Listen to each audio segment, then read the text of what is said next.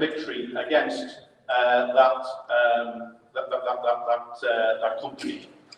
And a number of years later, and this is why you should look at the long view of history rather than looking at things in terms of this is a defeat, this is a final defeat, this is a victory, this is a final victory. There is no such thing as a final defeat or a final victory. It is an ongoing process. And what happened that we continue to campaign. We continue to campaign against derecognition. And my proudest moment was walking back into the Bolton Evening News as president of the MUJ and announcing a ballot that we had won back recognition at the Bolton Evening News. And we won back recognition right across the country, right across the industry. And we're now in a position where we have strong union chapters, strong workplace trade union branches. And we have a position now where the NUJ is joining the party. The NUJ voted just this week, it was announced just this week, that the NUJ is taking part in strike action. I won't show it because you won't be able to see it, but a few weeks ago there was a front page in the Daily Mirror. And the headline was, "Got to keep pay down, PM? Question mark. Try telling this lot." And the Daily Mirror highlighted the huge salaries of Network Rail, £593,000, Royal Mail, £753,000, BA Boss, £848,000, the First Group Boss, £840,000. At the same time, of course, the owners of the Daily Mirror, Reach PLC, their two bosses raked in £7 million between them. And they offered journalists at Reach PLC just 3%. So this week it was announced that journalists, 1,000 journalists at Reach PLC have voted to take strike action. And that includes the Mirror, bizarrely, the Daily Express, but it also includes a host of regional and local newspapers. There are fewer local newspapers now, of course, thanks to the asset stripping policies of Reach and Newsquest and other organisations. But it involves workers at the Manchester Evening News, the Liverpool Echo, the Newcastle Chronicle, the Birmingham Mail. They will be on strike unless, of course, they come up with a better pay deal. And Jim Mullen, one of the guys who's had this massive windfall, has made it absolutely clear that there'll be no extra money forthcoming. So I'm proud to say that the NUJ is part of this struggle, and we stand shoulder to shoulder with our comrades in other trade unions in the public and private sector.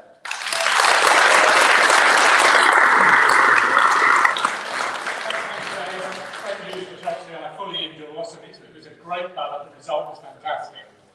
Can I ask you to take on the next one? No, just a couple of minutes if we can, please, because I've lost my 30 seconds.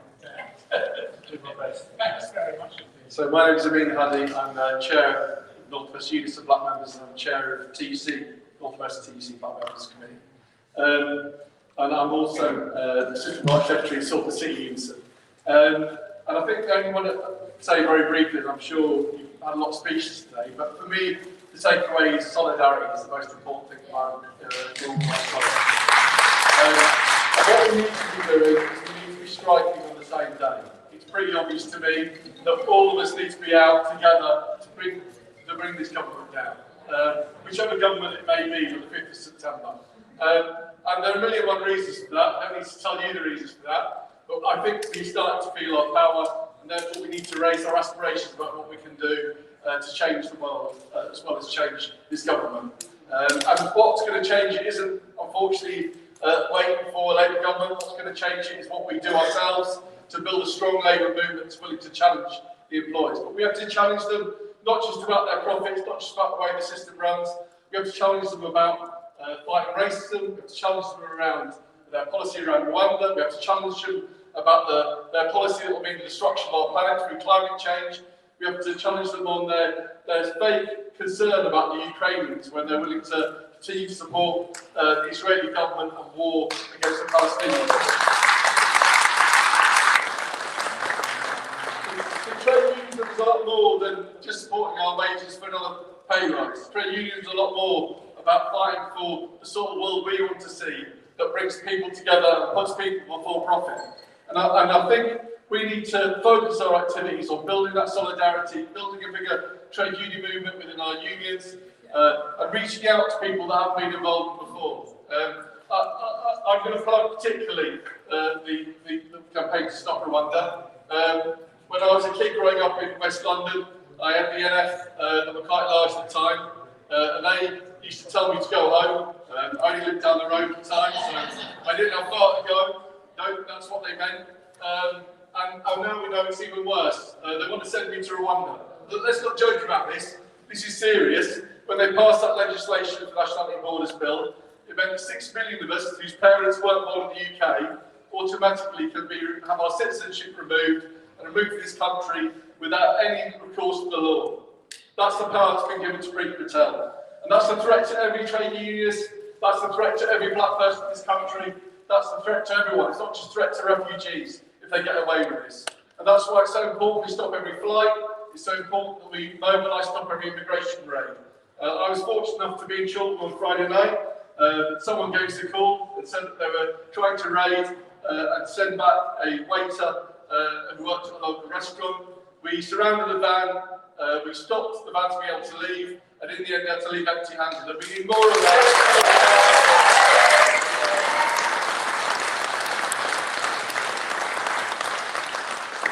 We need more of that activity, and we need more of that organisation. So let's all renew our struggle. We've got a war to win. Let's fight together. Thank you.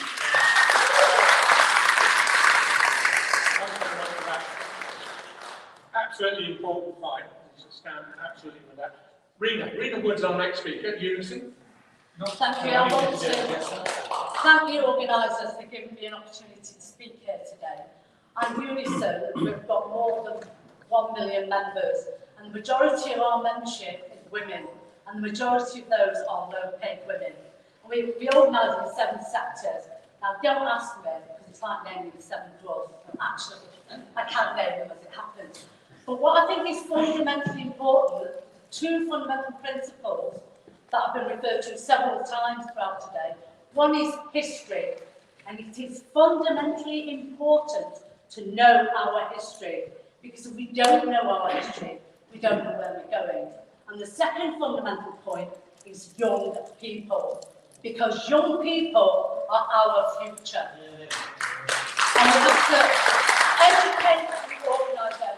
I'm proud to say in Unison, our last NEC elections, the culture has shifted. There are more left-wing activists elected to the sovereign body of our union, and I'm absolutely delighted about that. But it's hard work, it's evolving, and it's ongoing. And it's about changing the culture so our members don't join because they think we're an insurance company. They join because they're part of a collective. And that is a priority for us in our union, and it should be in every other trade union, education. Because that education is knowledge, and knowledge is power. And the power is in organising. That has to be a basic fundamental principle of trade unionism. Because actually without trade unions, organisations like People's Assembly, Citizens UK, and many other organisations couldn't achieve the things that they have done. So we are important to the wider trade union and labour movement.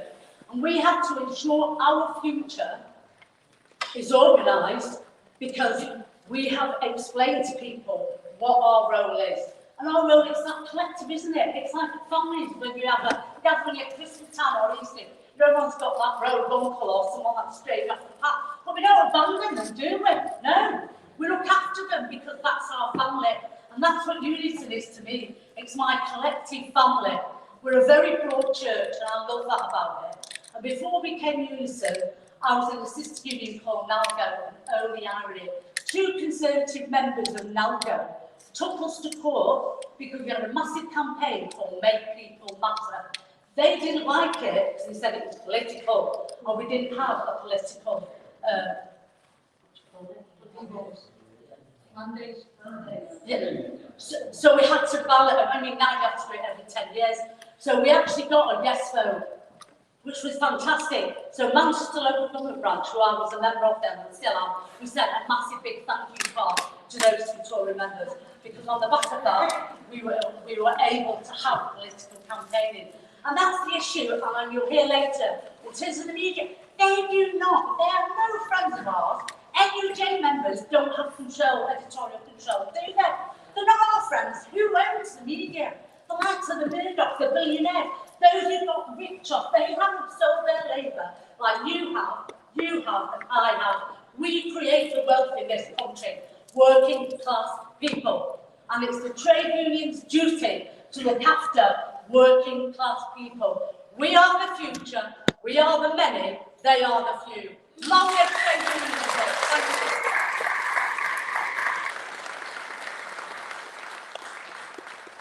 Thanks very much for that, Rena, and thanks very much for pointing out that NUJ members our work. It's just the same as everybody else. We don't own the press, others take the money.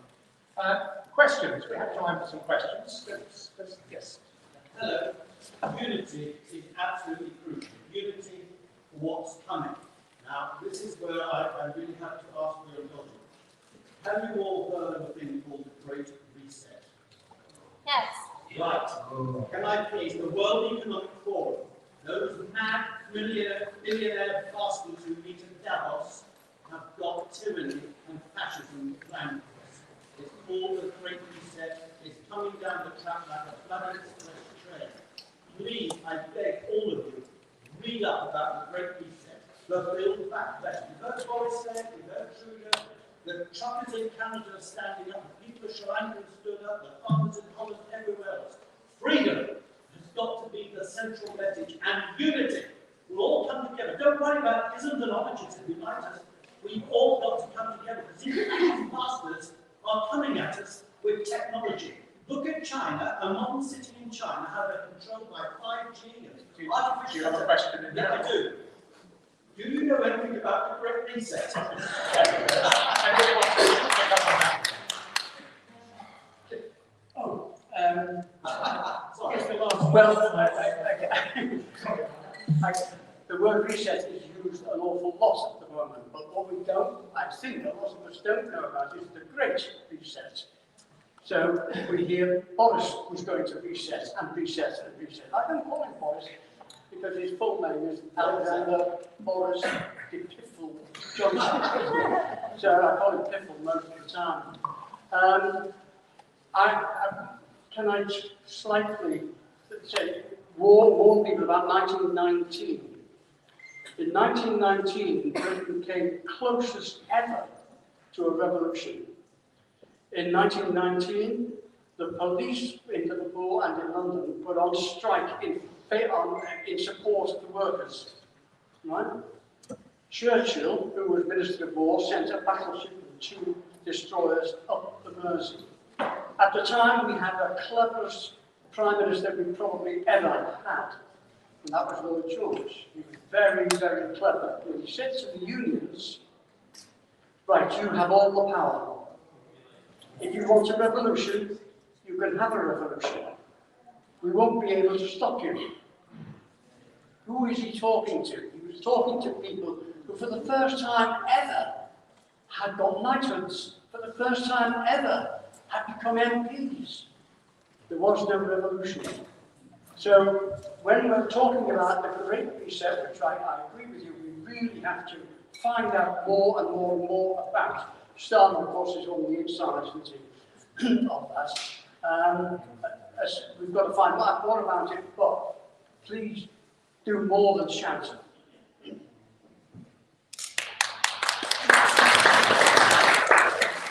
I think what Ken was talking today was about a reset.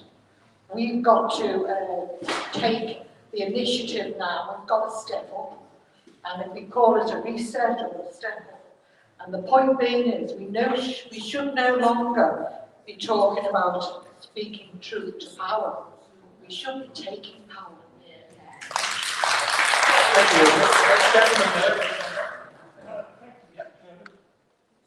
I'd like to direct a question to Audrey, if you don't mind feeding it in. I'd like to thank you for an inspirational talk. I'm a retired person. I would really like to do what can you advise me? Is there a union I can join? What can I do? I could go and join a picket line. That's all right. What else can I do as a retired person to help? Well, you can join the Merseyside Pensioners Association for a start. We are a very militant organisation. But, you know, we did used to meet every week. I mean, we have, 130, 140 members. We're the only organisation through the whole pandemic that I know of, and I'm including the Labour Party and the unions, that actually continued. We had a break for a few months when we got our heads together, and we met every week. We continue to meet every week. And our face-to-face meetings used to be about, I mean, I'm not exaggerating, 60 and 70 people a week before the pandemic. So we'd educate ourselves, we're activists, we're on every picket line you can think of. We have the most brilliant speakers, we've had Corbyn. Well, I'll give you the email and I'll give you the details for joining. It's very expensive to join. It's very expensive to join, it's £2 a year. But the other thing is, and this is why Ken gave a tremendous speech here today, and he's talking about starting an organisation that all the unions can affiliate to, every political party can affiliate to, and he's talking about, because where do we go, where do we turn? And I think his speech was absolutely important. And I spoke to Jeremy and I said, Jeremy, beforehand, Jeremy, when are we going to talk about a party of some sort? And he said, not today, maybe next weekend, next Saturday, which is the Enough is Enough campaign. So I'm hoping that organically from the movement that's been spared, sorry to interrupt yet again. Is he speaking to enough is enough? I'm not, all I can say is that's what he said to me, it's difficult. Yeah. I know. But the only thing is, it isn't down to Jeremy. Jeremy has actually been a Trojan. And what we need now is the youth, the Laura Pidcock's, the trade union leaders, the bank glitches, and all the rest of them, to actually start to organise, because we are on the move. I mean, nobody should be slashing their wrists now, because the movement is absolutely on the go. The confidence of the working class is tremendous now. It's being led from Ian here, I think Ian's still here, the likes of Ian Hobson from the Bakers Union, from the RMT, and all union leaders. We can't put our faith in one. It has to come from us. It's always come from us. Because the walkers are down, the walkers up to the top of the hill, and the walkers down there.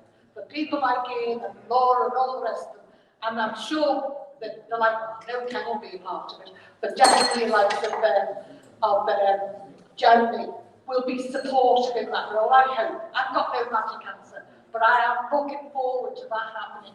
And if it doesn't happen, I'll tell you what, the planet's finished and we're finished. And we've got the responsibility of history on our shoulders.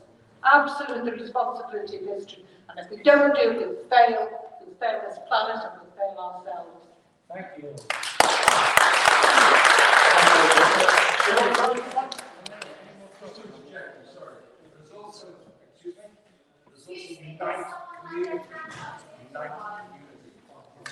Yeah, we're just about to close. I've got time for one more question, which was this lady here has been asking, and then we will finish this session so we can take the results.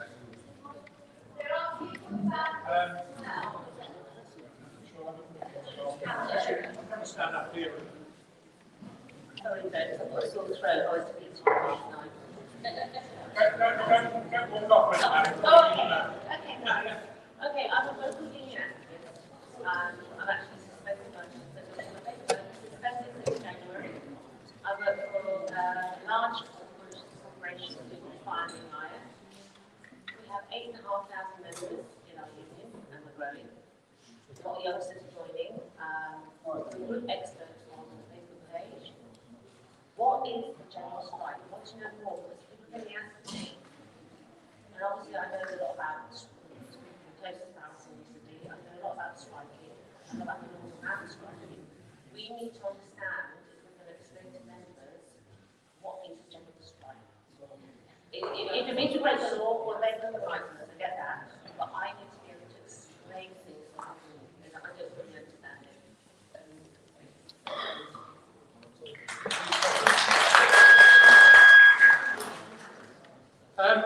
We were supposed to finish now, but Ian Hodson was supposed to be on this panel. I'm not quite sure. Is that okay? Yeah, okay. Does anybody particularly want to pick up from that last point? Otherwise, I'll wind up. Yeah. Look, obviously the anti-trade union laws stopping us from having a general strike.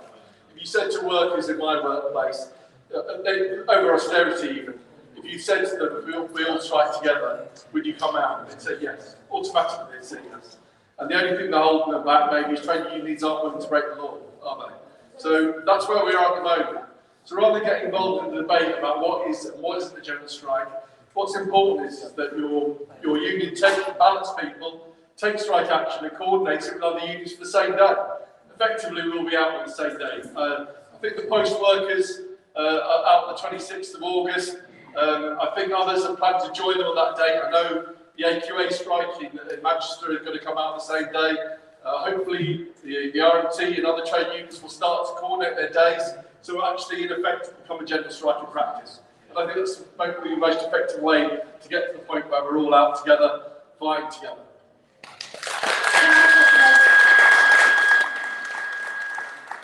Anyone that knows someone who's a unison member in local government, there's a consultative ballot coming out on local government pay.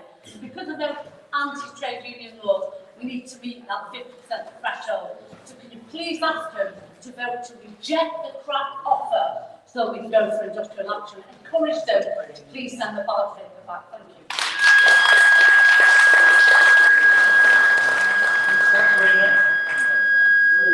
Where is picking the feedback from? He likes it better that. Thanks very much to our speakers, to the panel. Give them a round of applause. I'm going to move on to the next panel. Thanks very much indeed.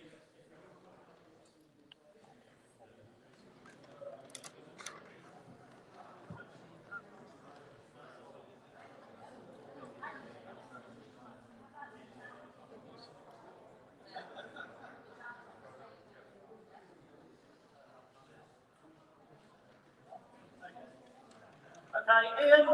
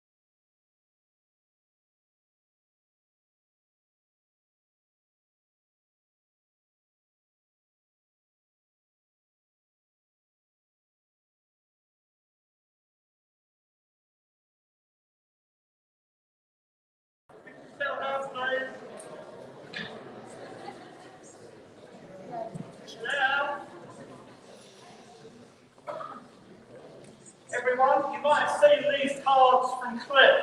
I think they're really important. If you ever get ill, if you're ever in hospital, these will keep you safe from Tony Blair visiting you.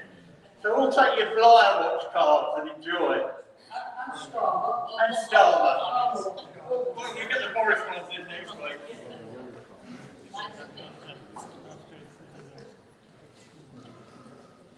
Yeah,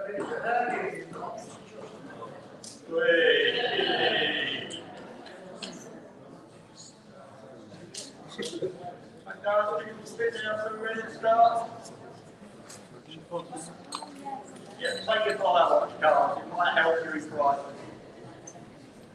Okay, so this is the media panel. Obviously, some people have gone, some people came early. We're going to have another panel afterwards. Hopefully, Jeremy will come back for that. And as Piers Corbyn is there, perhaps we can do a one-to-one debate. Wouldn't that be interesting? I'll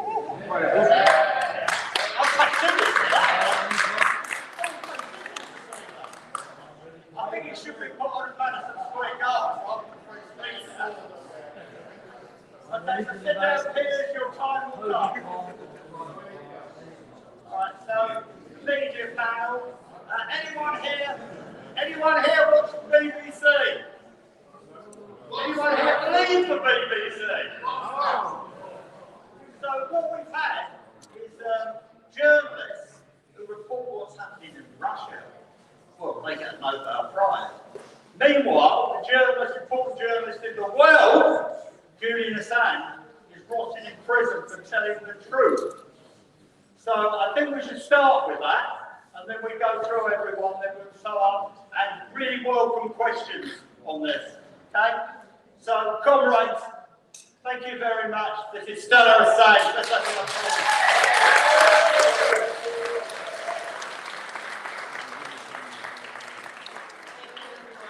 I must say it's really refreshing to be out of London. There's a different energy here, and I welcome it so much. Maybe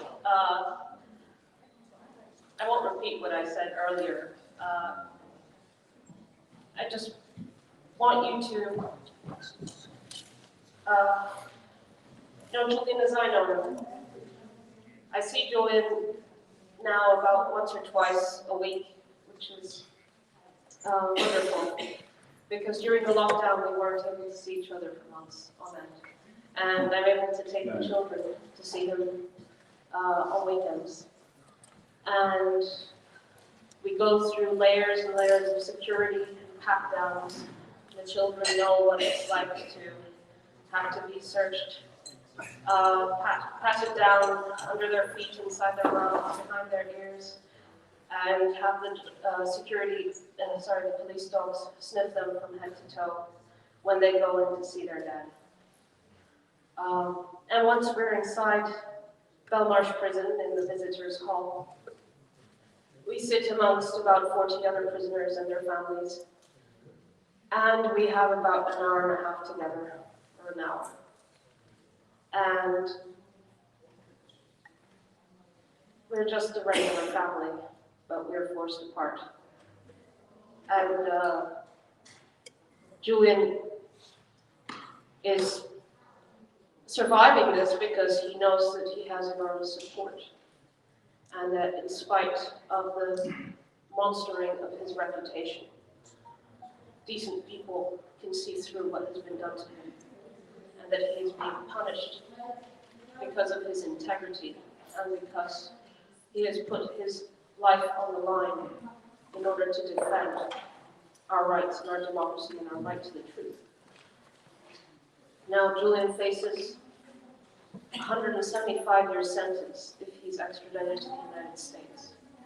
And Priti Patel signed off on his extradition. Shame. And it's just so incomprehensibly barbaric. Not just because an innocent man is being kept in a prison because a foreign power wants to take revenge on him. The foreign power whose crimes he exposed. Not just because of that, but because the United States plotted to assassinate Julian. And we know this because there was an investigative report published last year out of Washington, D.C. 3 investigative reporters wrote a long piece with over 30 sources in the CIA, And they confirmed what we feared, which was that the United States had been plotting not just to kidnap him from the UK, but to assassinate him as well.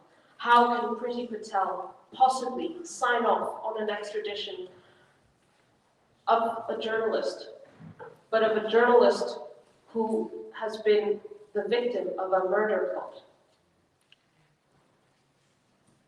The extradition process against Julian demeans this country because the US is using the courts here in order to launder their political persecution and disguise it as process. Julian is being punished because he published evidence of war crimes, of specific assassinations against innocent people. And over the past 12 years, there has been a deliberate, comprehensive propaganda effort to try to weaken his political support. Why? In order to put him in prison, in order to try to reduce his support, which is what he needs in order to fight a political case. And this is by definition a political case. It threatens not just Julian's life and our family's future, it threatens democracy itself. Julian is an Australian citizen. He was publishing from the UK. He was invited to the UK by The Guardian, who published in partnership with him.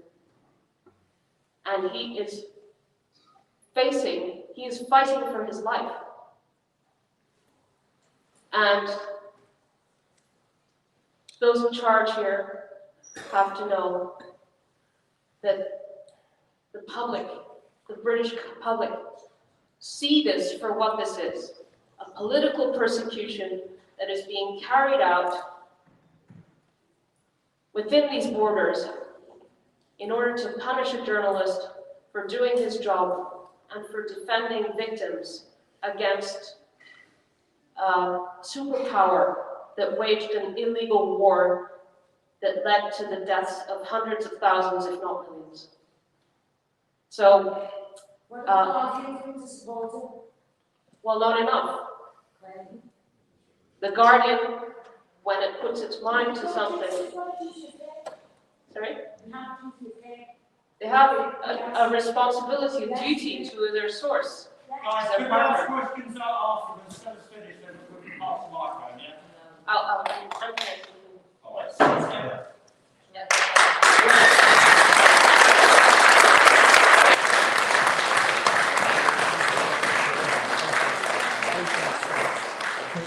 I think we'll have questions straight after this. To me, this is the most important thing in journalism, probably ever. Yeah, please. So, anyone, any questions now? Anybody?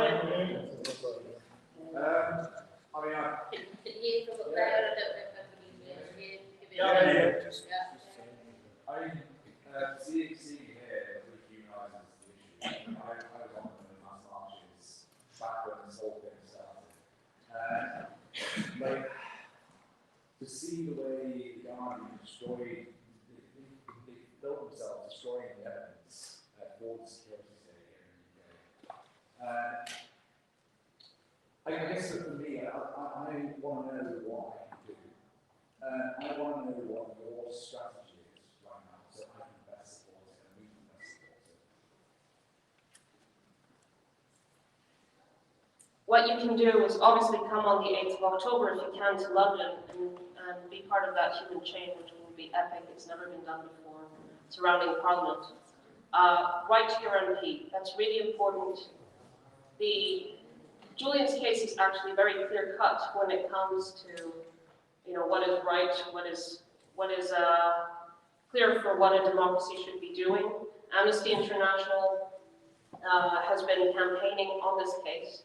When you contact your MPs, ask them to speak out, to call for Julian's freedom, and to ask them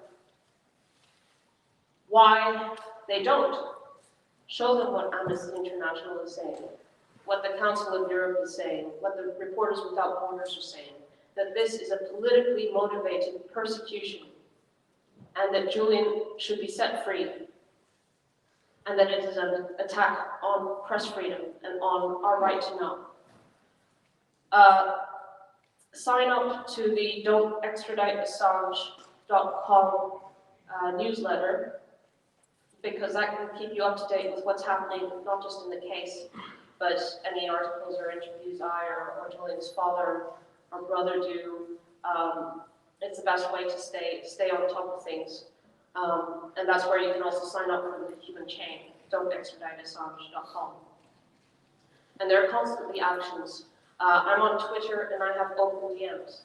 I'm eager to engage with communities and with people who might not know much about this case. The most important thing to know is that this is not a legal case. This is a political case.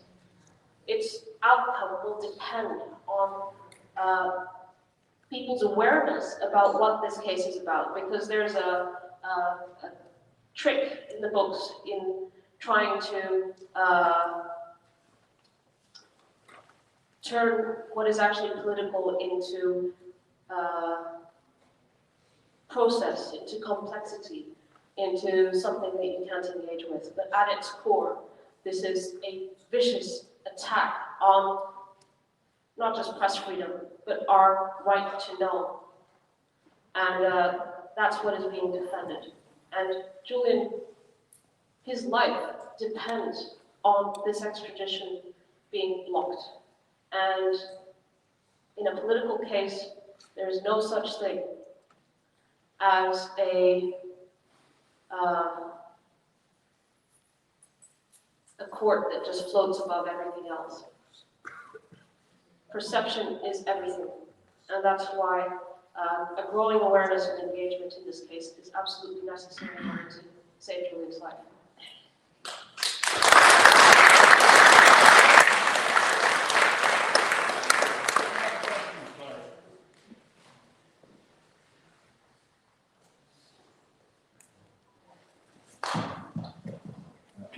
Thank you very much for sharing this really moving memories about this and your relationship. I just want to ask a question about the Guardian specifically, because the Manchester Guardian, I'm sure most people know, but it's worth stating. I've not heard it said today at all. Manchester Guardian was founded as a result of the Peterloo massacre. That was our paper. I find the Guardian personally, it's worse than the Daily Mail or any of the others.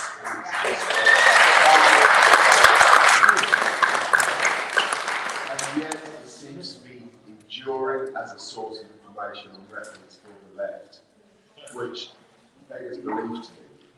And I'd just like to know what you have to say to the left when they're looking and reading the Guardian. It's always the first thing they send out in groups. And that's where we get our history from. And yet I'd like to hear what you have to say about it. The left specifically referring to that as our source of information. Thank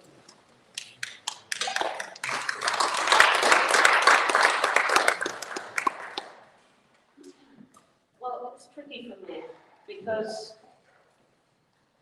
in order to achieve Julian's freedom, I try to keep an open mind and hope that those who have not done their part should eventually do their part. I leave that door open. But what is clear is that, and I'm convinced of this, if the Guardian had not behaved the way they did, Julian would not be in prison today.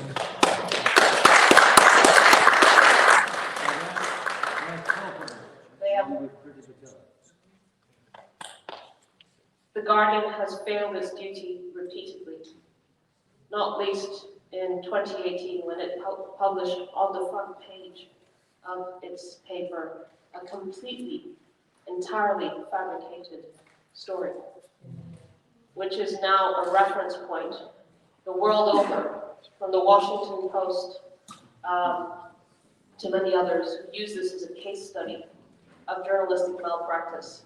The Guardian published a completely fabricated story on the front page of its paper about Julian. You know, they have published editorials, and those editorials are clear and well written. They say that Julian should be free, that he should be, that the prosecution against him is politically motivated. So they've marked their place on the right side of history. But have they done enough? Look at their coverage of the Johnny Depp Amber Heard case. If they covered Julian's case like they did that, Julian would probably not be in prison right now. So I have the hope that the Guardian will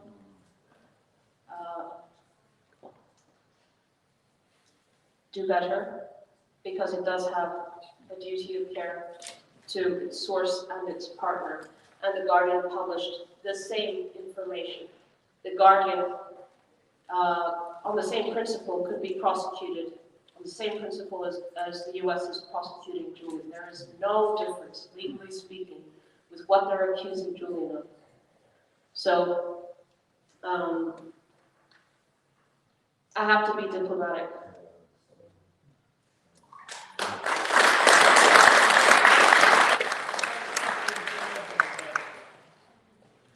In front. Just a very quick one, you probably heard my voice. We are actually a common law country. And the trouble is we're starting to forget we're a common law country. And in a common law country we have a thing called trial by jury. Now if I'm not correct, I don't think any jury has been involved with that. Well, this is the Great Charter. It still stands. Politicians cannot revise it. It stands. In America, it stands. Please use the Great Charter and the common law. The people, the jury, must be involved in your husband's case.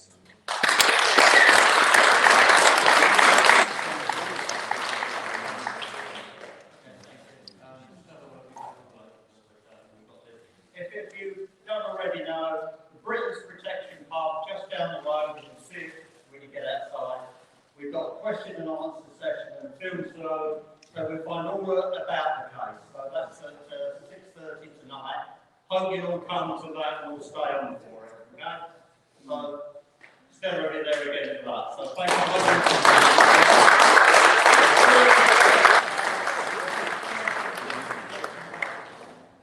Comrades, I think that's the biggest thing in journalism, and I really hope we can get something done with that.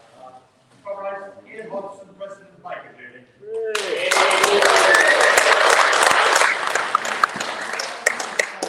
Mike's not on. Oh, well, do we need a man?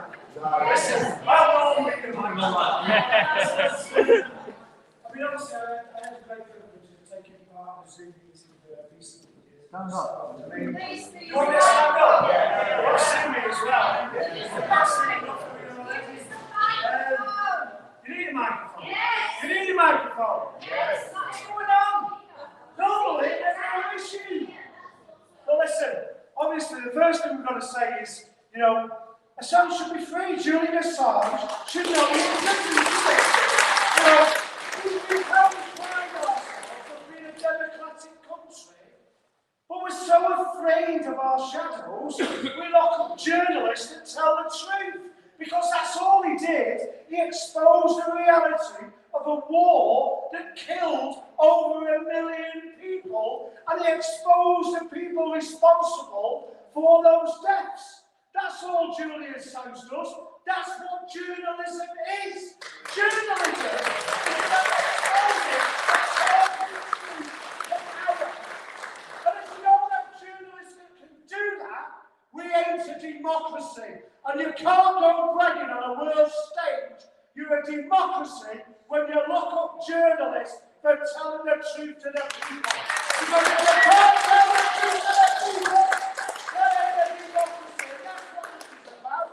This is about, are we a democracy or are we not? Are we a dictatorship where our politicians don't actually get replaced with politics of any any description, they just continue, regardless of the colour of rosette, to be the government and continue those policies that restrict our freedoms. Because we talk about them, don't we? We talk about those freedoms, and yet now we've got politicians, want to lead the Tory party, I can't tell the difference anymore, they want to lead the Tory party, talking about even more restrictions on our freedom. Want to make sure that if workers go on strike, they can't have a strike fund. So we're actually starved back into work. That's not a democratic country that starves people back into work. Just as it's not a democratic country that says we're willing to imprison you if you release the truth to the general public. We must stand in solidarity with Julian Assange. Now, I often give a speech about the media to our shop stewards, and it normally relates to the Peasants' Revolt. And the reason why I do it is because they believe, obviously, quite clearly, their media is not on our side. And without the media on our side, we can't make a difference. So I have a tendency to remind them that during the Peasants' Revolt, we didn't have Twitter, we didn't have any newspapers actually. What we had was each other and a word of mouth. And we went around and we spoke to one another. We organised right across the workplaces that we had, which were normally in fields and agriculture. And we said to them, things don't have to be like this. Because everybody who knows about the Peasants' Revolt was really the start of our communities building. But they didn't want that, did they? Because it was just after the Black Death. And obviously there was a shortage of labour. And we decided we no longer wanted to be part of the boss's household. We didn't want to be tied employees anymore. We sensed a little bit of freedom.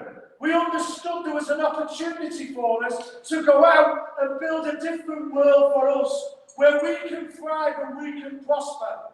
So we weren't going back to the government of the day, imposed a poll tax. They imposed a poll tax, so we organised against it. Without the media, without social media, without any form other than the ability to talk to one another and explain how life can be different. And that's what we have to do today, in spite of what's opposing us. We have to talk about the opportunities to build resistance and to make sure people understand an alternative can happen. Now, obviously, back in the Peasants' Revolt, and I'm not suggesting that we should go and decapitate the Chancellor,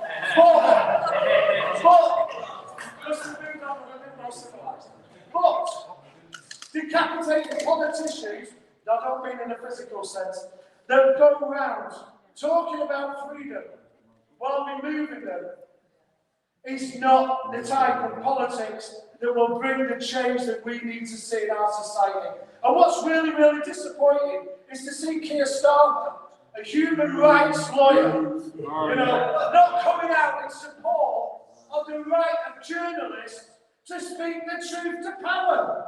That's not human rights lawyer, is it? How can you call yourself a human rights lawyer when you're failed to stand up for people talking about human rights? I mean, come on!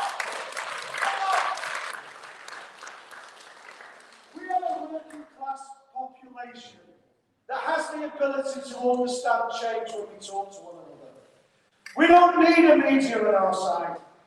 We don't need politicians to speak on our behalf. We're quite capable of doing it ourselves, which is why they spend so many millions on restricting us by laws. But when they're bad laws, you break them. That's how we build. That's how we go forward. And we have to work together. And we have to build, whether it's in our workplaces, in our communities, and we have to say, free Assange, but free the British people too. Solidarity.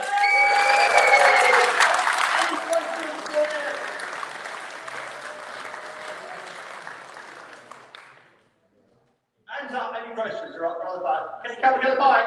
No. Or shout at us, Paul. I will. You usually don't. What we forget is the Americans that are trying to extradite Julian Assange.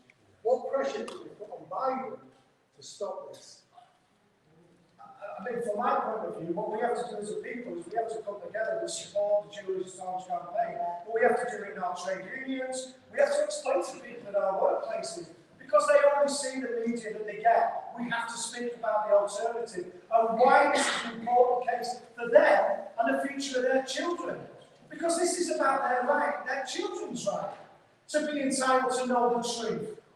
Because otherwise, they will be facing an enemy that's been created by politicians and risking their life to defend a freedom that doesn't exist. I mean, we either defend freedom or we accept the lies and the misinterpretation of what their freedom for us is. And I ain't anybody's cannon for them, and neither my children. That's why we have to stand up. And that's why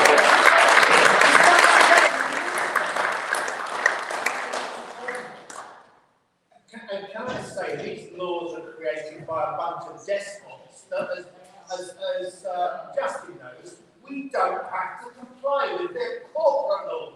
And if we acquiesce to those corporate laws, we're playing in their system. Sorry, don't go there, don't go to court, and there's ways of not doing that. We're all talking about resisting. Resisting what? There's nothing to resist. All the time we're acquiescing to their corporate laws, we're playing in their game. Get under that or over that into our common law inalienable rights that I know Justin's going to talk about. And the other big one we don't talk about is who controls the money.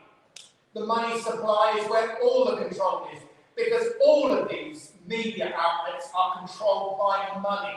Where does the Guardian's funds come from? Predominantly Gates. So do we expect them to do anything other than support that? As you say, we are the people, we are the power. We've got to start taking back our power using common law. I'm not asking everything to be wrong law, but we don't have to. Yeah? All right. I'd just like to add something that Ian wants to say. When he was talking about Starman,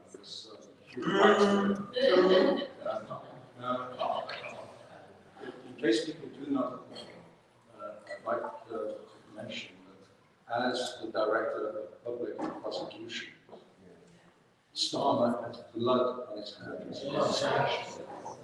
I think people should actually look at that and investigate exactly his involvement in the case, and it will make you shudder. It's the reason why I did not vote for Starmer. Once I was aware that he was running, there was no way, having treated Julian Assange in the way he has, it's criminal in itself.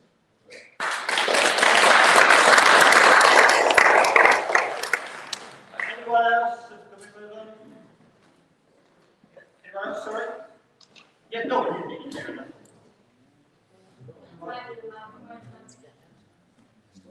I agree with the things that you're suggesting, but I think if we're breaking the laws, we need lots of people to make it effective. So, as well as sort of saying what we should do, we need to talk about how we mobilize enough people to make it effective, to make these things work. So, I guess I first want to ask you how you think we can do that.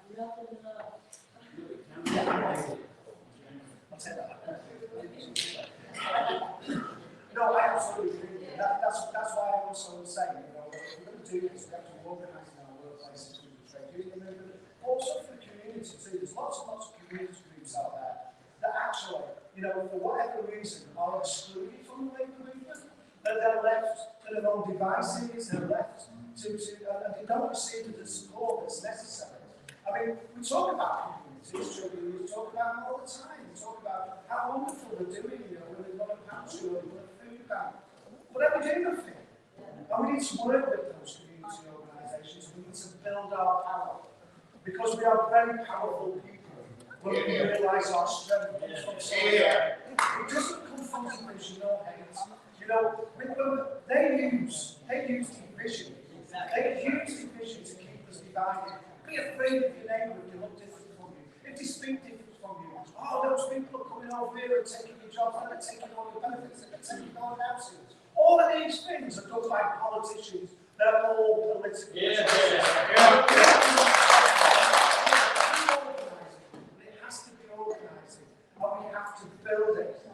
we're going to get knockbacks. But you know, it's always been a struggle. 203 years, we talked about it today, and still the next Prime Minister of this country will be elected by a minority, or just a minority of very wealthy individuals. So in 203 years, we have a true democracy, and that's why we're not a democracy yet. You know, it'll be nice when we get it. It'll be nice when we get it. But like I said, you know, the Julian Assange case is such an important case for us to win as a class, because it is a class issue. It's about our right to know. Our right to know, because it's always our children that they're prepared to sacrifice. It's always our children that are on the front line. And if our children are going to be sacrificed, we want to know that it's truthful. And that's why it's important that we go back, whether it's in your schools, whether it's in your workplaces, and we talk about the fact that they've arrested a journalist for telling us the truth.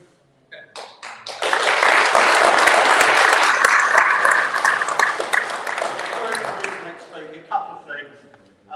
In the later Peasants' Revolt, which is known as the Jack Cade Revolt, Shakespeare wrote about it. He said, "The first thing we shall do is kill all the lawyers." And just also to say, the Word newspaper reads the regular rock music column from our star writer, Ian Hudson. Andrew Faulkner.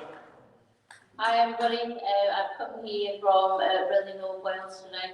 I support the Word newspaper. I've done the quiz for the Word newspaper, and today I wanted to talk about the media, but from a grassroots level. So I started in media by being a presenter on a radio show, and the radio show was called The Community Voice. Now we interviewed local politicians and we held them to account. We had people from all sectors of society come onto the show to talk about their points of view and actually give them a voice, and that's what's important. So I just wanted to say today, really, the media isn't just about the journalists that you read about, like Julian Assange, of course, is massively important, but we need to get to grassroots as well. We need them grassroots individuals talking in their communities and getting that message out in their own communities. This goes back 100 years, more than 100 years, where people in their own communities would leaflet to get people to rallies. And I think we're back to that. We need people leafleting, get them out in the communities, people like me, people like us, and just encourage people to get to these rallies to support the people on the platforms like Julian Assange, so that everybody get the word out. So I don't know how many others in here are actually involved in any sort of grassroots media. Have we got anybody involved in grassroots media? Okay, it'd be interesting to hear from you guys what sort of grassroots media you're into. I run a hyper-local website called Midlandshaw Reporter. I also help out occasionally with an independent news organisation called the Meteor in Manchester, which is independent because there's no big bosses, etc. And I'm glad that you brought me in because you can opportunity to give a big push to independent community media. But there is a movement which is growing in this country of hyper-local websites and newspapers, news organisations like The Word, but also hyper-local sites based in communities, many of which are run by those communities with a bottom-up movement in those communities. It's really important that we, as a trade union movement, I think, get involved in those organisations, in those movements. I'm involved in research into hyperlocal websites and community journalism. And what I've found is that there is what we call news deserts in this country, where the big organisations, big media organisations, as I call them, have withdrawn from communities because there simply isn't the money to be made. Money comes from advertising. What they do is they sell you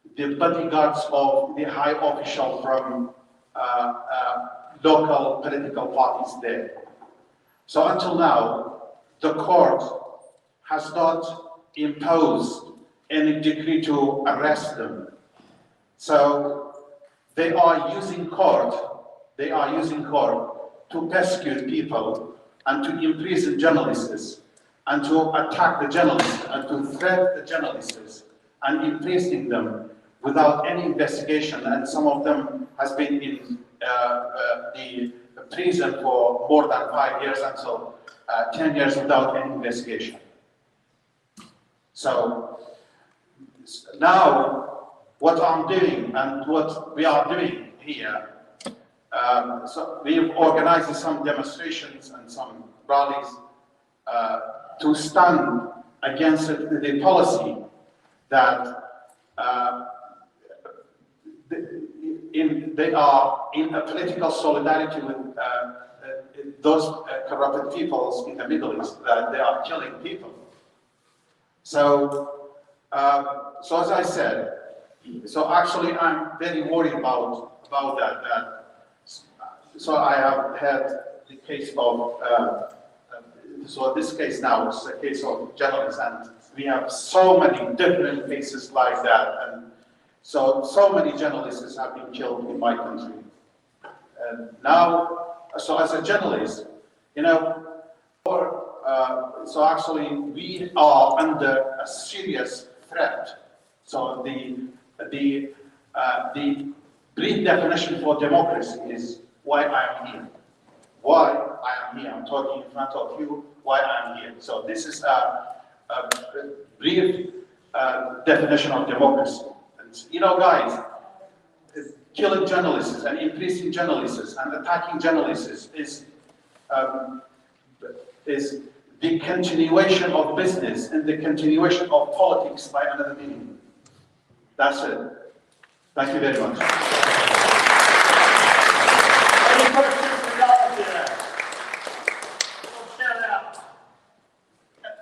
Yeah, so it's just in terms of independent journalists, because there is a big groundswell of independent journalists in this country already. So there's lots of independent people who are reporting events, including massive reporting of Julian Assange and the demonstrations which have taken place.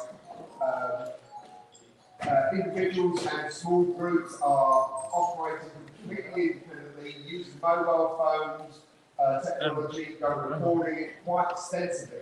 If you look up Resistance TV or Delivering Liberty or Actual Coverage, there are lots of journalists already operating, and they are actually suffering attacks themselves. I mean, like, for example, one,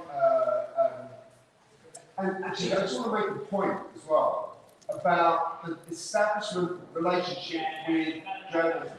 It can pick and choose who it attacks and throws to the walls, and who it supports and who it defends to the maximum.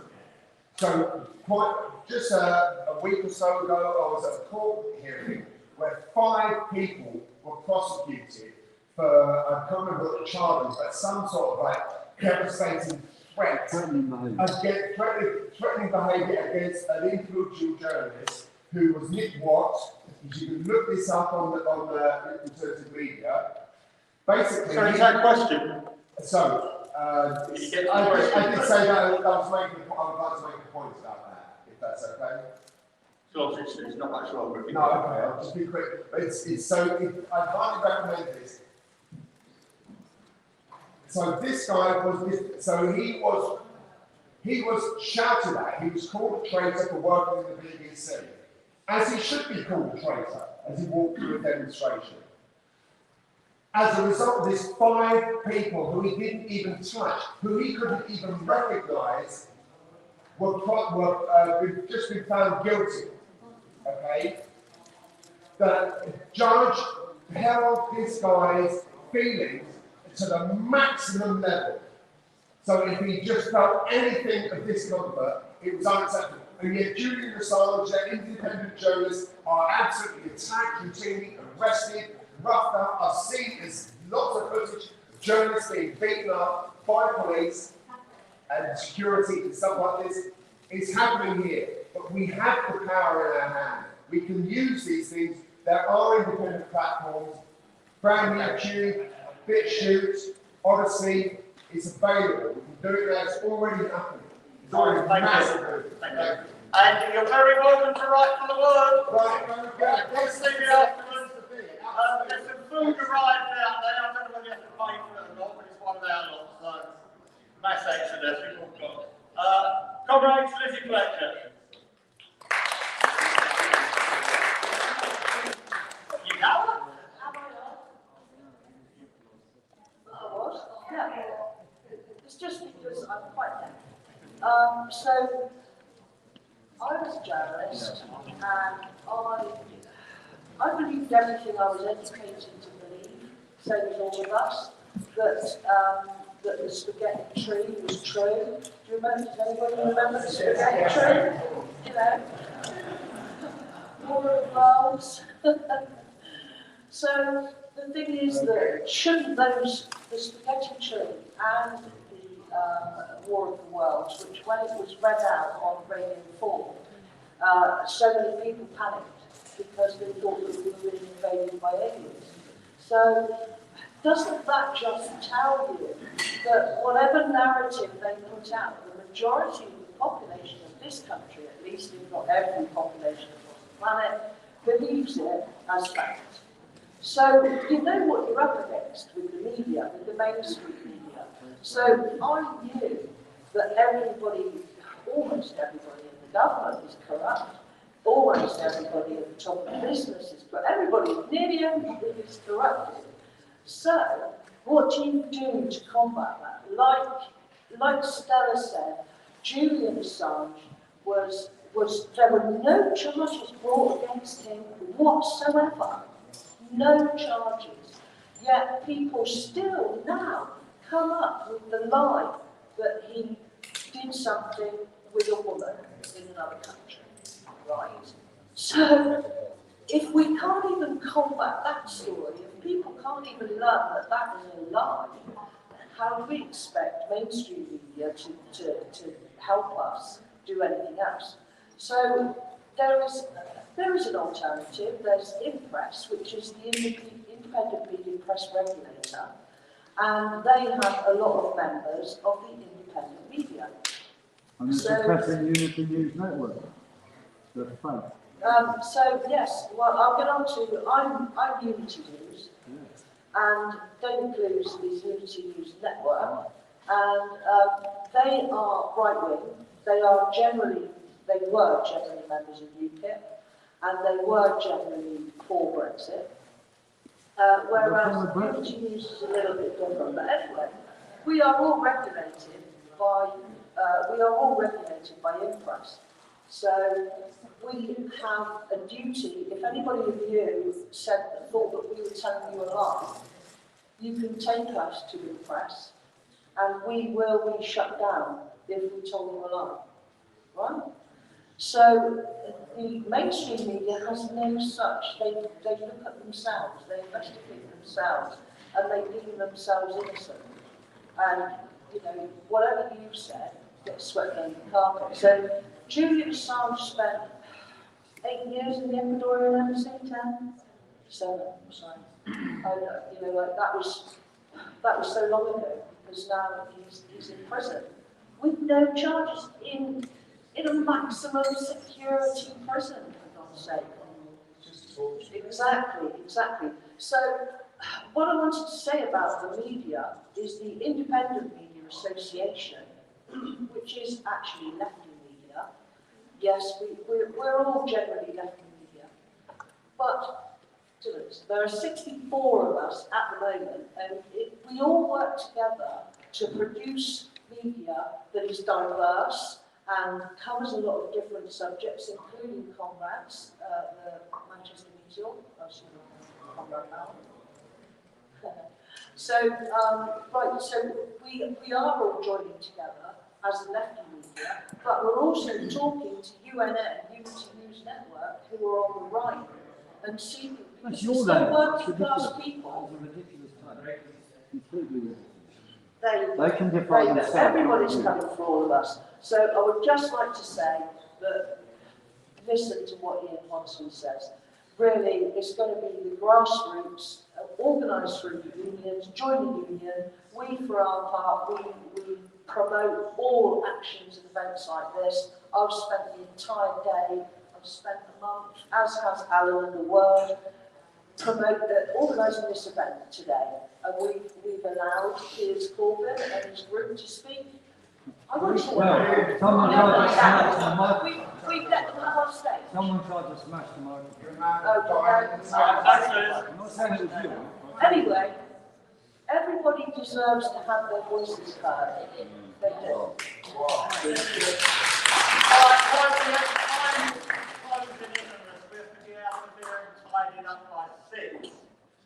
Paul, can you shout out the question? Right, it's not a question, it's just a statement. I will Labour Art Management, which is an independent media. Chris runs Counterfire, which is another independent media. And our mission is to hold government to account. That's the job of journalists. No matter what, we should always call out the government in their wrongdoings. And that's what all independent media should do. All right, thanks. Very quickly, sir.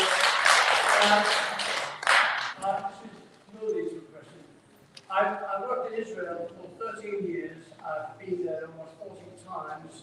I've worked with everybody there, all mixtures and everything, teaching and examining and so on. One of my students was a very prominent Israeli journalist, very prominent journalist. He spends as much time out of the country as he can now.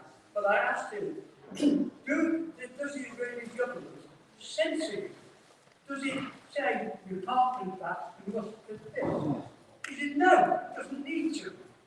Because every journal, all the journalists have ingrown, they've internalized the fact that if a Palestinian does anything wrong, you use the word terrorist. If a non-Palestinian, an Israeli, who does anything wrong, you use the word alleged. That is deep inside, and we have to get. So why it's a question, how do we get in to deal with what is deeply inside so many people? And it's not just the big stuff, like killing children, it's not just that, it's the automatic assumption that when you're talking about people who are not you, you're talking about others, and therefore they are inferior and automatically guilty.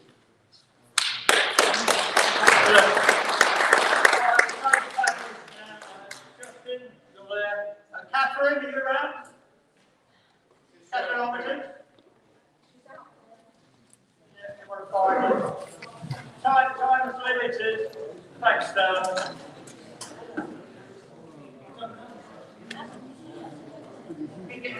Jeremy, can you come up, my friend? Thank you for coming back.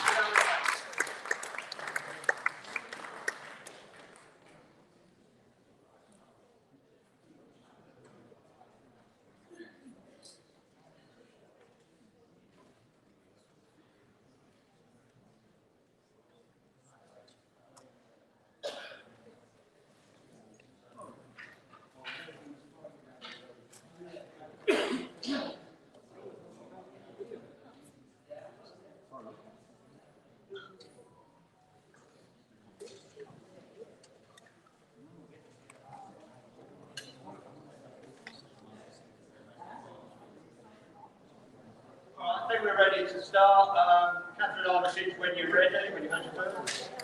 This one's about economics. We've had to change the balance around a bit, but just how far can we go with economics? How far should we go?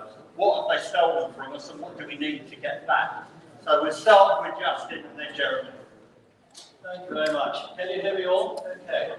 Right, I've got a question to ask. How many of you in this room know anything about the Bank for International Settlements? I'm not asking you, I know you know. Okay, a few of you do know. And you know what it does? Right, I will tell you now, less than 1% of the population knows anything about the Bank for International Settlements. Right, let me just explain what it does. It controls 63 central banks, including the Bank of England, the Federal Reserve, and the European Central Bank, and the Bank of Russia, China, everywhere else. But it also influences every central bank in the world. It controls, well, it used to be 95% of the world's money. I've now been told it's nearly 98%. It is private, privately run. It is secretive. Literally, you know, I mean, I'm not joking, they had their meetings at the Tower Basel in Basel, in Switzerland, and we know nothing about what's discussed. So there is no accountability, no transparency, and they are controlling the world's money supply. And you wonder why there is a third world. Why is there a third world? Because there isn't enough money for it. Now, as I said, you heard me before mention about the Great Reset. What's coming? It is fascism. It is, if you look at a Chinese city, a modern city, it is now technocracy. Their technology is running your lives 24/7 in your workplace, literally in your home and on the streets. Facial recognition, you name it, they've got it. They're bringing in a central bank digital currency. That's why our cash is disappearing. That's why our little local banks are disappearing. It's all deliberate. This is what's coming to us like an express train under the Great Reset. Now, what else? They also bring in a social credit scheme. So I'll tell you now, looking around here, I can see a lot of bloody troublemakers. Well, if you're a troublemaker in China very shortly, you'll lose your points. You'll be lucky to feed, you certainly won't be travelling. And that is what's coming down the line for us.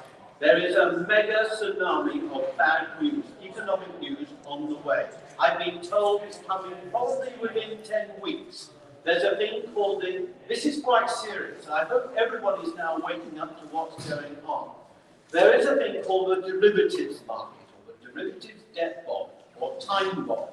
Now, some people reckon it's $1 quadrillion. Some reckon it's as high as $2.3 quadrillion. They're going to unleash this on the global economy. We are going to see a collapse far worse than the Great Depression. So I'm telling you now, get ready for it, because it's coming. However, I said everything is in private hands. It's unlawful for a start, because we, the people, should be in charge of money creation and money supply. Now I'm going to tell you something very quickly that you will not know. I'm going to get it out of my wallet. I don't know if it's in my wallet. There is the solution for dealing with what's coming. It's the Bradbury pound from 1914, or more accurately, this is treasury money that's based on the wealth and labour potential of the nation. It is real money. It's not fiat money. It's not make up the banks. The central banks create money completely out of thin air and then charge interest on it. It's usury. It is unlawful. They cannot do it. If we did that, we'd go to prison. No, this is the lawful way to create money.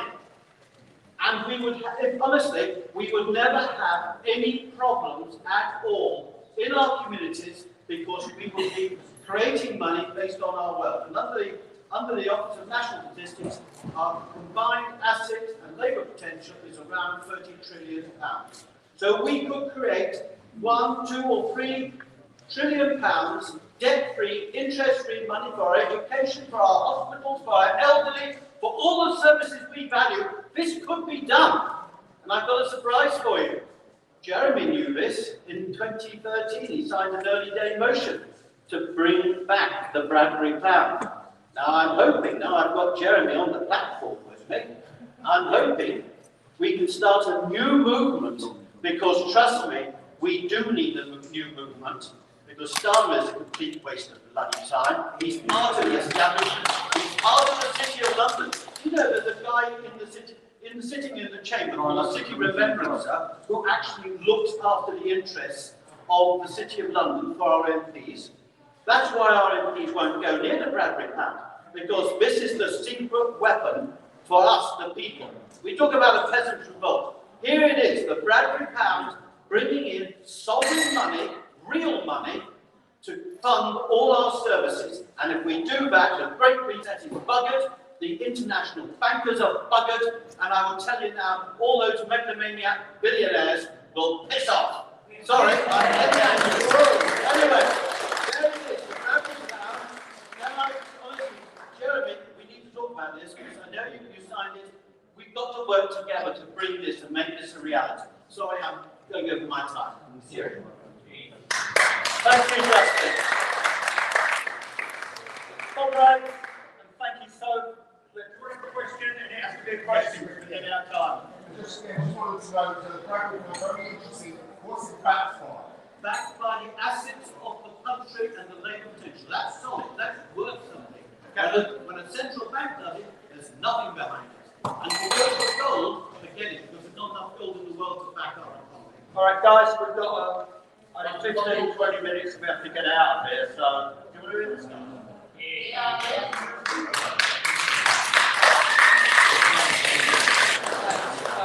We've only got a short time. I'll be very brief. We are obviously here commemorating Peterloo, which essentially was a cry for sustainability, for survival, for help by a lot of very desperate families, the men on behalf of those families. It was mostly men there that were themselves victims of the Napoleonic Wars, in the same way as the other massacres that I referred to, the one in Shropshire and in other places. And a great deal of very repressive legislation was passed all through that period in order to stop people organising together, hence the ban on newspapers or freedom of speech newspapers and printing, and indeed a number of very prominent people such as William Godwin were charged with treason for supporting the principles behind the French Revolution at that time.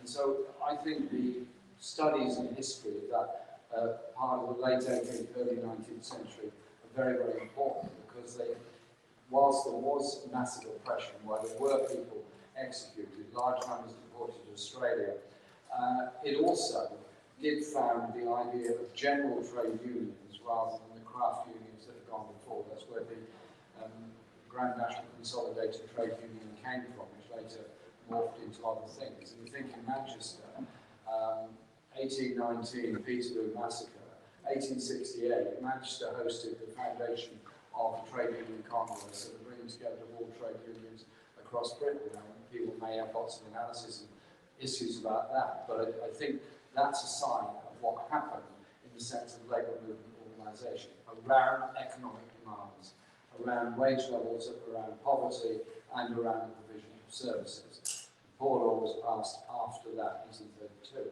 Now then, moving on to the issues we're now facing. The point I made in my own contribution to what was, I think, an excellent rally, and thank you very much for the work that was put into organising it, was that we have to now be acting in solidarity with those people who are taking action at the moment. It's the rail unions who are actually not asking for very much. Job protection, reasonable, and an inflation-proof rise in their salaries, because they've had 10 years of essentially frozen wages or wage cuts, and with inflation now running at about 11%, obviously that wage cut is getting much bigger, much faster. BBC analysis, and this came from the chair of the John Lewis Partnership, was the problem was it was wage rises that were causing inflation.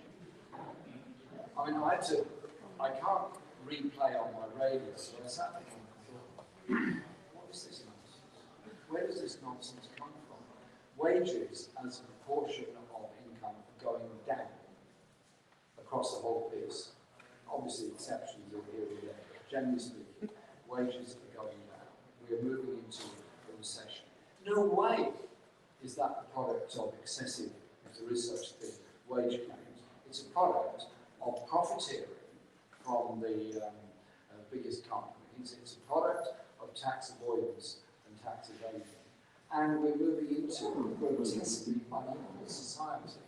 Britain has always been an unequal society, but the inequality is getting far worse. And so the campaigns about costs, the moment of energy, but other costs are going to come into it as well. They lead you on to a whole question. A, if every energy company, be it oil, nuclear, or any other generation of electricity in any form, are making massive profits at the present time, as are the other service companies, all of which benefited from underpriced privatisation in the 1980s and 1990s by the Tory government. They sold off companies well below their obvious value, and the trading in shares, some of them had a markup of 100 and 200% within days of the sale of those companies, a ripple of the public sector. And the mantra within the political debate has been, well, there's no need to bring them back into public ownership. That would be very expensive. The best way is to regulate. Well, we've had 30 years of regulation. Take the water industry as an example. The water companies collectively waste enough water every year through leakages to fill the whole of Loch Ness.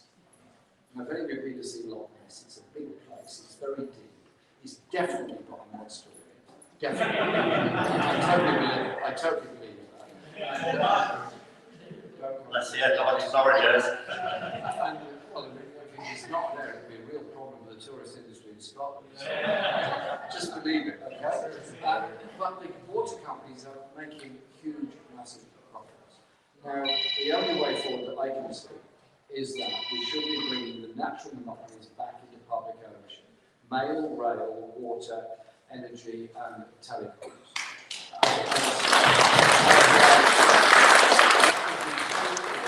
By the purchase of them at an agreed price or an imposed price, and it would be paid in government bonds, and there would be then these public, if you like, running what would be profitable companies, but also because of the public running them, you could then act as a moderator between the cost of buying, in the case of natural gas, imported gas, and the cost which it is sold on to the public for. At the moment, the energy companies are making a huge killing out of this. If you did it the other way around, as the French are doing at the moment, you wouldn't need to increase energy prices at all. I was accused of putting forward an energy policy that would have led to everybody getting a £2,000 energy bill, according to the research done by one of our leading newspapers. According to the research done by one of our leading newspapers. I have no idea where this research came from, no idea. And at no stage did they contact me or my team to ask how we calculated these figures. We had never put a figure on what the price would be. The whole argument was the one I just put forward to you, that you need to have public services that are sustainable for the good of the public. That is the point. That's what it says on the tin, public services. And so, in our campaign against the energy price rises and the others, Enough is Enough has now organised 50 rallies across the country over the next few weeks. Our project, Project for Peace and Justice, is very much part of that, and we're working with them on all of that. And so, my message is, economics is about the economics of everyday life. The economics of rising food prices, rising energy prices, frozen or falling wages, dividend payments that are out of control, tax evasion that is on an industrial scale, and a government that has handed out contracts willy-nilly to the private sector in the NHS and is privatising the NHS not so much by stealth, it's pretty obvious a lot of what they're doing. The arguments for public ownership and public investment have never been stronger. The last point I make is that, yes, I do support public ownership. I do not see a repeat of the 1940s style of an executive board for a state-owned energy company or anything else being appointed by the government of the day. I see something that's much more democratic and much more accountable, that involves trade unions being involved, that involves the workers in that industry being involved, involves local authorities, and on a regional basis, which the water companies would have to be, it involves businesses within those areas. It would make it much harder for whatever right-wing government was in the future to re-privatise something that was clearly democratic and accountable.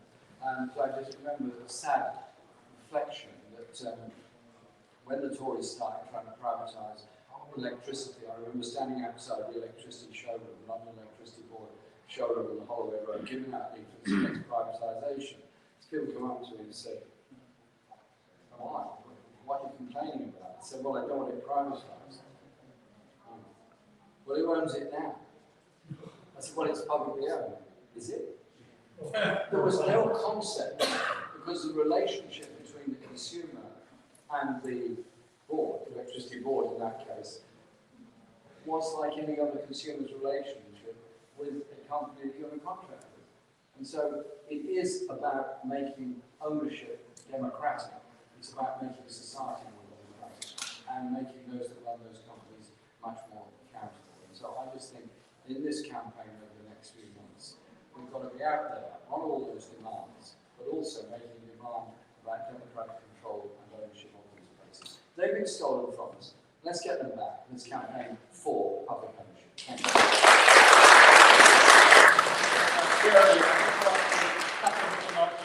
Quick questions first. Come on now, let's go. One of them, is there anything we can do to make the current Labour Party more democratic? We've had over 110 years plus of it. It's not really helped, is it? Is there anything we can do? Is there anything we can do to democratise it, or is it totally dead? You know, is the whole system of the way politics goes at the moment dead? What can we do? There's an awful lot of very good people in lots of Labour parties all over the country who believe very strongly in socialism and social justice and are doing their best. There is the Campaign for Labour Democracy, which I was in at the foundation of in, I think, 1970. And my whole concept when I was leading the party was about appointing community organisers and encouraging constituency parties to be much more rooted in the community.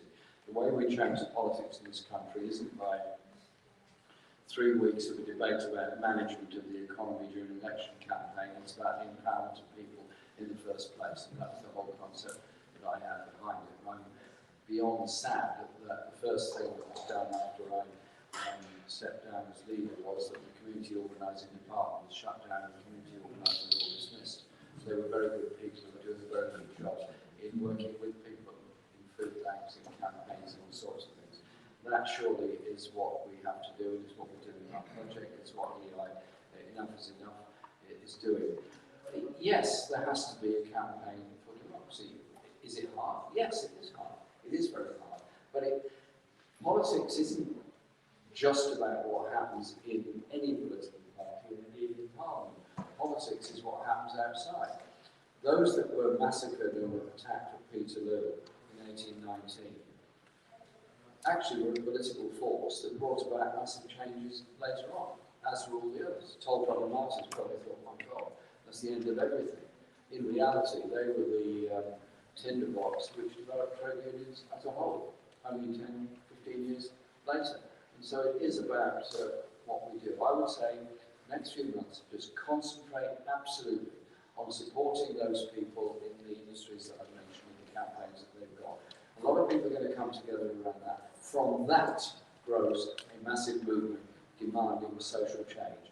Don't just defend the National Health Service, attack its privatisation, and demand a national care service on the same principles as the National Health Service. So many people are going through terrible stress. Middle-aged families, middle-aged parents going through the most terrible stress of trying to pay for their children's university education and the care of their elderly parents. It's wrong. The principle of care should be the community as a whole takes responsibility for it. Jeremy, I'd like to ask you what you think of the Welsh Senate and the leadership there, because obviously we have nationalised rail, we have Welsh water which is nationalised. We're going in the right direction. Are you keen? Yes, I'm very happy to work with and do with my great friend Welsh Labour. In fact, I was at the Eisteddfod last Saturday in Raglan. It's the first time I've made a speech I wasn't allowed to make. You're not allowed to speak English on the stage, which is fine. I absolutely agree with accept that. So I wrote a speech out, it was translated into Welsh and read to the meeting, and I stood next to it and approved the speech that we read out. I couldn't actually understand it, but I assumed it was a good translation. And it was interesting, absolutely. What was interesting was that the whole mood around the Assembly was one about social justice and was one about public ownership and public enterprise. And I also went to the Surrender Exist Day festival at Monmouth, where we also had a big participation from the Centre for Alternative Technology near Monmouth. And I think the Welsh Government has done amazing stuff in supporting young people and in its environmental agenda of ending an awful lot of the road building programmes, expanding the rail network. And my only message to Mark Gretford is please reopen the Carmarthen to Uproost. He said it's going to be very expensive. I said, yeah, but in the long run you'll get more people using it and so on, and it will help the development of Wales. But yes, I absolutely do work with and very happy to work with Welsh Government. All right, I'm afraid there isn't time for any more questions. The Friends Meeting House doesn't open on a Sunday afternoon or evening. They only opened especially for us, and I think they deserve a round of applause.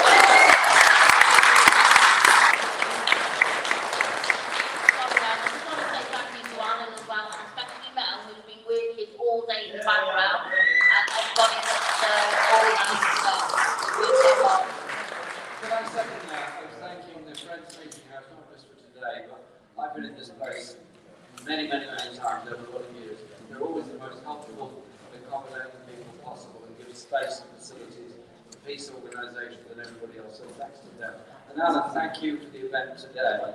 I just think we need to develop this principle that we celebrate labour movement events, hence what I said about Jarrow and Cinderloo and Peterloo, and I'll be at Burston in September commemorating the Burston school strike and all that went with that. We should remember that there is a different history that needs to be taught in our schools, a history of struggle and of achievement. Otherwise, it all becomes disempowering. Thank you very much.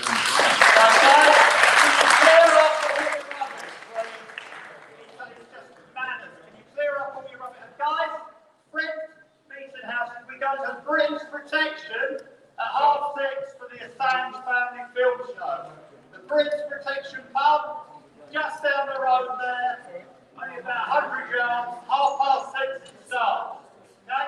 Britain's Protection pub, 6:30. Can you please clear up your rubbish?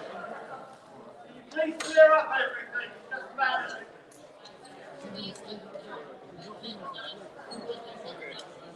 Guys, please clear up your rubbish.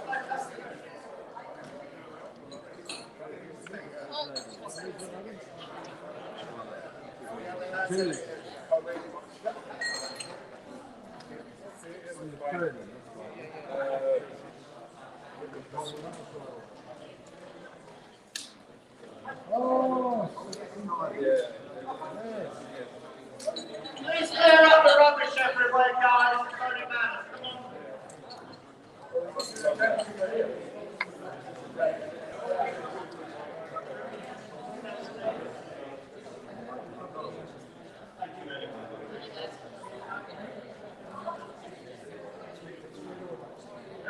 Everybody out, come on. Guys, we have to be out by 6, so please, ask Jeremy outside. We have to be out by 6. Everyone, please.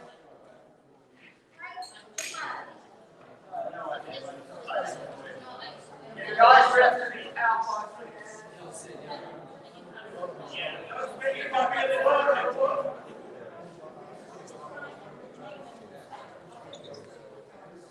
Yeah.